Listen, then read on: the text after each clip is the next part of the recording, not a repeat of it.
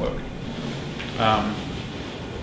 So that's just one point to say, the basis of media measurement, or one, you've got click-throughs have been disproportionately focused on that undervalues creative and undervalues display advertising, and then even your basic measures are they're getting fixed now. So bottom line, online display advertising has been significantly undervalued. So this is UK data similar, this is US. Of total media spend in the US, basically $150 billion a year gets spent on pushing media, the messages that you create to try and influence people, whether it's through TV, radio, print, or whatever. And that is broadly split into 63% goes to branding, so the emotional connection, versus 37% to do something right now. Obviously, this isn't as clean a line because you're often trying to do two things, but broadly, that's the categorization.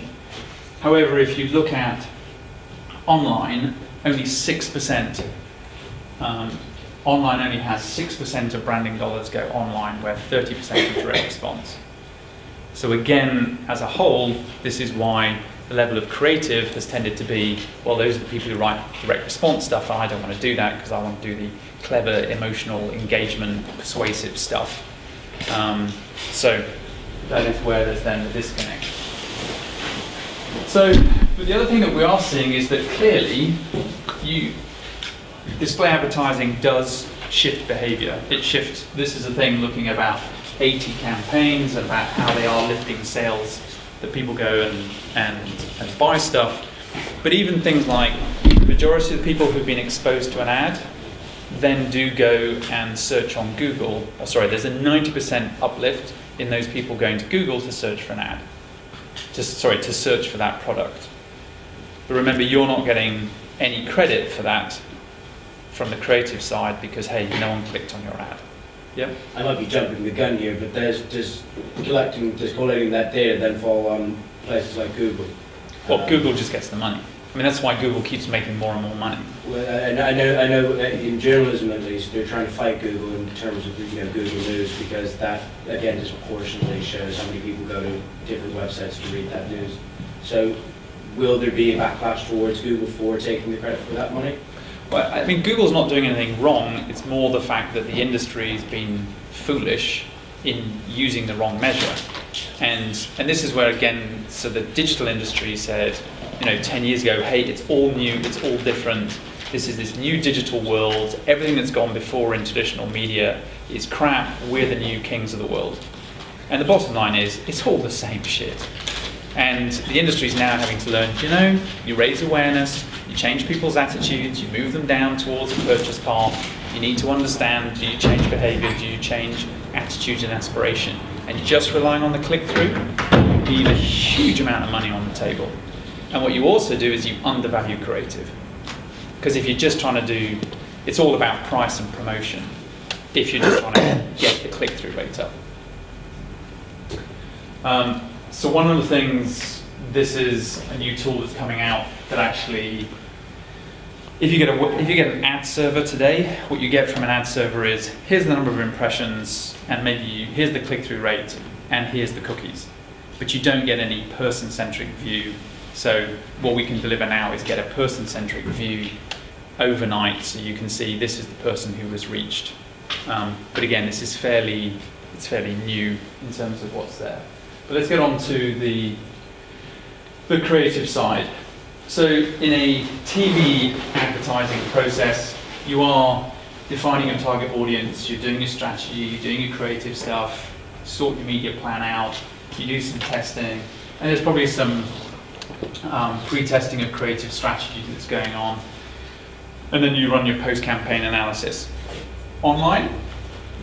Yeah, creative. I mean, come on, who really needs it? It's an afterthought. It's all about the plan. It's all about media planning. I mean, that's what all the money is. Google's not a creative company. All the money that's going into data trading and data exchanges and ad networks, none of this is about creative. The billions of dollars that are valued around the internet exclude creative from the equation, because what The premise has been is if you can understand where people are and you can track people, and we've got cookies, so we can profile you and we can track you and we can trade in your data and we can follow you from site to site and we can model you. The industry's kind of forgotten that actually, do you know, when you found that person you want to talk to, what you say to that person at that point in time, that you've gone to all that effort to get the message to them at that point in time, the industry as a whole hasn't really cared a great deal about the creative. And yeah, it's back to the normal things about emotional response and the stuff that you're trying to create. So I think some of the reason that things have changed is that the value now of display advertising has actually become quite high. So you want to do a homepage takeover on a major site, you can be paying $1 million. And the point at which the media plan starts demanding $1 million, then you think, hey, worth $1 million, we can now start looking at the creative with a bit more interest, and we also want to check that the creative works and that the creative is good. So the industry is has realized that it's become a direct response channel, and in that direct response world, Google wins every time over display. So all the traditional media owners who own display are undervaluing their inventory, which is why it is a critical time both to get the metrics right that show that you're reaching the right people and what effect you're having, but also that are you getting the right type of creative. And this is, Comscore recently bought an American company that, bless them, did name themselves ARS. Yes, it's a company called ARS. They don't say that word in America, though, so. They don't. And they are now bringing ARS to Europe, and the first employee from ARS comes to our office in about a month's time, and she wants to run seminars on how we can help the UK media industry, the creative industry. So these guys really accredited back in the late 60s. I'm sure Don Draper would have thrown them out of the office had they walked through the door. Well, unless they were women, then he'd probably done something else. But is doing copy testing and looking at what the impact is of a creative, testing the campaign and seeing does it make a difference. So their big clients are the Procter & Gamble's, the Unilevers, the Walmarts, who really every campaign that's coming out, they do all kind of testing to see what consumer response is going to be, how it's going to affect purchase decisions. And whether you like it or not, and I'm sure there's a part that says, hey, I'm a creative genius, how dare you try and analyze and measure and test my creativity because I emotionally connect with people. Well, you know, the bottom line is you can control for it, and what they have been able to do is rate on a persuasion score how effective they think that creative and the execution is against incremental sales. And having done this for 40 years, you can see there's a clear correlation between that you can analyze the quality of a creative and the impact that it's going to have and the likelihood that it's going to drive sales. And luckily you do have up on the wall there, we sell or we die, and that is the bottom line for all the artistic intent.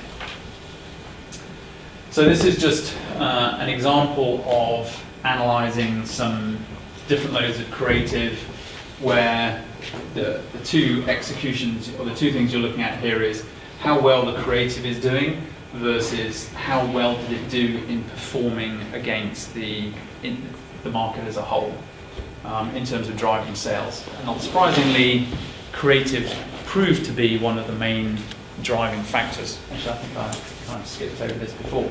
So yeah, just to say here, in trying to isolate what drove the impact, they came out with 52% is driven by the creative, and the media plan, which is what traditionally digital has been focused on, is only 13%. So in a world where you are undervalued, you're actually 4 times more important than the media plan, which is where all the money has been focused. This other category is price, promotion. How do people not know this? I mean, it seems pretty straightforward when you say it. The reason that they don't know this is, again, you go back to, it's a cheap display ad, the measure is click-through, it's been determined on the it's all about volume and scale and identifying people and the innovation. You pay lots of money for technology. You don't pay lots of money for ad agencies because they're people and people can walk out the door. Where you design a bit of technology that you can scale globally, you write an algorithm, you start doing search, and hey, I've got an $80 billion company. So in terms of where the investment goes, and this also is a classic case of everyone thought the industry was, the medium was somehow different. It was all about data because you could. We'd never had this data before. In the TV world, you've not, well, the TV world's now changing because you've got set-top box return path data, which means you can start to do some quite interesting stuff. And the mobile phone industry, well, I can talk a little bit about that as well, but because there was a new thing that we could all do that we couldn't do before, everyone focused on get the data, measure the data, profile people, and the creative stuff kind of got left behind. And the other thing is the tools that are used to evaluate creative aren't the skills that digital people have. Because, hey, we've got the click-through rate, we've got Google. We don't need to know how to measure brand impact and change in awareness and all of that. Because we've got the click-through. And so, don't know if that, yes, it may seem blatantly obvious. But I tell you, there's been a lot of, when Comscore acquired ARS, the response from lots of people in the creative industry was, thank God, because you've done a great job evaluating media plans, but you've under-evaluated creative because there's no tool for evaluating that. So just what was done here is, so for a case study, you end up with different creatives. The creatives get put forward, and there's a process by which you can evaluate the creatives to determine, strategy. What's the strategy you're going to take to communicate for this particular brand, for this particular campaign?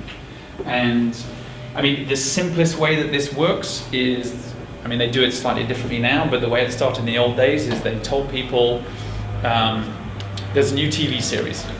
We want you to come to this hotel room and we're going to show you this TV series and we want you to tell you about what you think about the characters, what you think about the plot, do you think this is